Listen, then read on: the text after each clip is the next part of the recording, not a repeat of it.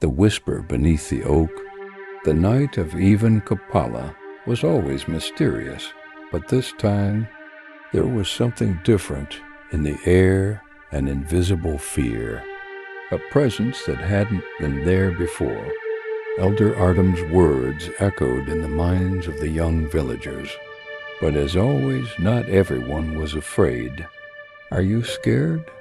Maxim, a tall and daring young man who loved testing fate, smirked. "A legend is just a legend. But what if this time we actually find it?" "Are you serious?" Marina, adjusting her flower wreath, raised an eyebrow. "You heard what the elders said." "I did," Maxim nodded. "But if we don't go, how will we ever know if it's true or just another tale?" Some laughed while others exchanged uneasy glances. The fire crackled, casting long, dancing shadows on the ground. "Well, who's coming with me?" Maxim looked around. "I'm in," said Artem, his friend, shorter but just as fearless. "And me," Marina suddenly added. Maxim looked at her with slight surprise, but only grinned. "Then let's go," he said, turning towards the darkness, where, just a few hundred meters away, the guardian oak stood, hidden deep within the night. Elder Artem, still seated by the fire, let out a quiet, almost imperceptible sigh. "You have made your choice," he murmured, but no one was listening anymore. The darkness of the forest, as the three adventurers stepped beyond the reach of the fire's light, everything seemed to change. The forest was familiar, yet at night it felt different, darker, denser, as if the ancient trees bent over them, hiding the sky. Walking was not easy. The branches clung to their clothes, and in the tall grass, something rustled, moving alongside them. "Feeling scared now?" Maxim asked in a whisper, turning to Marina. "No," she replied firmly, though her heart pounded harder than before. Artem remained silent, his face serious. He could feel that this was no longer a joke. As they approached the oak, the wind suddenly died down. Everything stopped. Even the buzzing of night insects disappeared. Before them stood the guardian oak mighty, ancient, dark as the earth itself.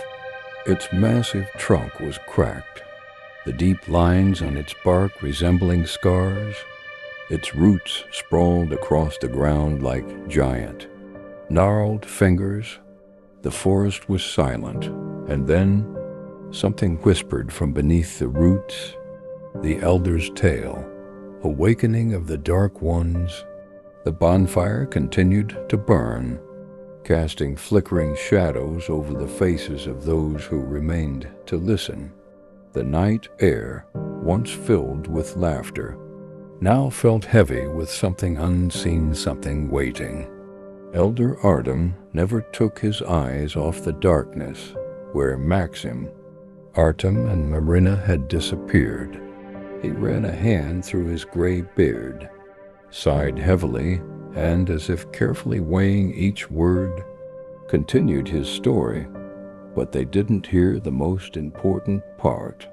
The old man whispered, so softly that even the fire seemed to crackle quieter.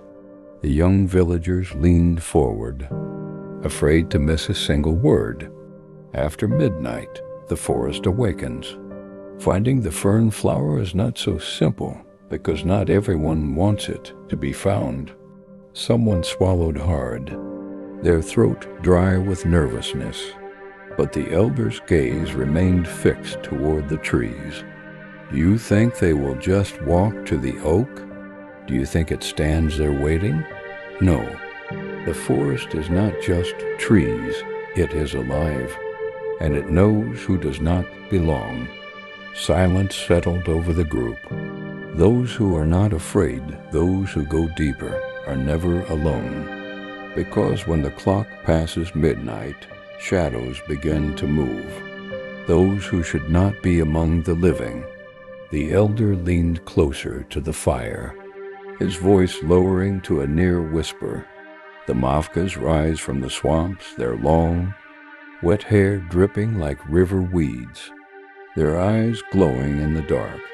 They call, they sing, and if you hear their song, you forget where you were going. You forget even your own name. Some of the girls clutch their flower wreaths as if they could protect them. And the courts? The old man continued, raising an eyebrow. They laugh in the shadows, toss small lights between the trees, leading you astray, playing their cursed games. One wrong step, and you'll never find your way back. And then there are the forest's spirits. His voice became almost silent, yet everyone listened. You won't see them, but you will feel them. First a breath on your neck, then a shadow flickering beside you, though there's nothing there, and finally, silence, a deep, hollow silence, as if the forest itself is holding its breath. A cold shiver ran through the listeners, and if they don't want you to reach the guardian oak, then you never will. They will lead you astray, twist your path, pull you deeper into the dark. Elder Artem glanced toward the woods, and if you are lucky enough to find the oak, if it is your fate to see the fern flower, he paused, then someone else will be waiting for you. Whoa, who? Someone stammered. The elder looked at them all and exhaled. Those whom it has buried beneath its roots. And at that moment, somewhere deep in the forest, a whisper echoed. Let the old tailies stay old. The whisper from the forest made some shiver, while others instinctively glanced over their shoulders. But the moment of unease was brief. The heavy silence that had settled after Elder Artem's words quickly dissolved into laughter. Come on now, Sashko, the village prankster, waved his hand dismissively. These are just old folk tales. You sure know how to set the mood, grandfather. Exactly. Olia chimed in, spinning back into the circle dance. Seriously, when was the last time someone actually went missing in the forest? 100 years ago, someone muttered under their breath, but no one paid them any mind. With every passing second, the tension faded. Girls spun in circles, their wreaths swaying as they sang Kupala songs. Boys laughed, challenging each other to see who could jump the highest over the bonfire. Everything seemed to return to normal. Nice story, Grandpa. Sashko smirked, winking. But we're too old to believe in fairy tales. And what about our brave explorers? Marina teased, glancing toward the forest. Maybe they'll come back soon, laughing at how it was all just a myth. More laughter. Someone even shouted toward the woods. Hey, have you found the flower yet? Or did the devils take you away? More jokes, more amusement. But Elder Artem did not laugh. His heavy gaze remained fixed on the dark edge of the forest, where 3 adventurers had long since vanished, and only he knew the truth. Not everyone who enters that forest on Kupala night comes back. When the forest changes, Maxim, Artem, and Marina walked in silence, carefully stepping over the gnarled roots of ancient trees. The warmth of the bonfire was long gone, swallowed by the overwhelming darkness. It felt as if the world of music and laughter had faded into a completely different reality. Ahead, through the tangled branches, the guardian oak loomed in the distance. They were almost there. Well, there you have it, Maxim grinned, wiping sweat from his forehead I told you it was just a legend, but at that moment everything changed. One step forward, and the trees were no longer the same. The oak, which had been right in front of them, now seemed to have moved far away.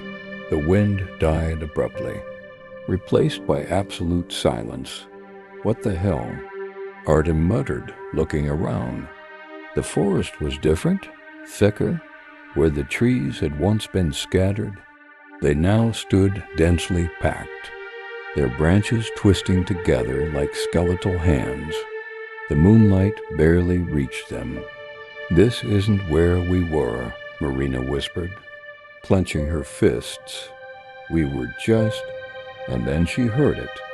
Laughter, not human, thin, drawn out, mocking. It echoed from the darkness, first to the right, then to the left, as if something unseen was playing with them. Quartz. Artem's voice was barely more than a rasp. The laughter came closer. In the trees, small yellow lights flickered, eyes watching from the shadows.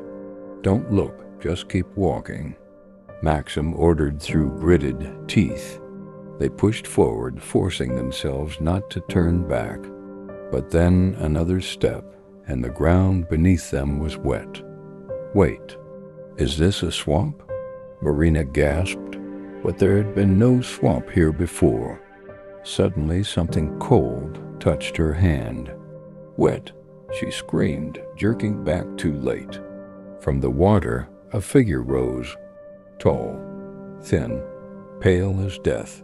Her long, soaked black hair clung to her face, which was gaunt, hollow-cheeked, and sickly white, her eyes black.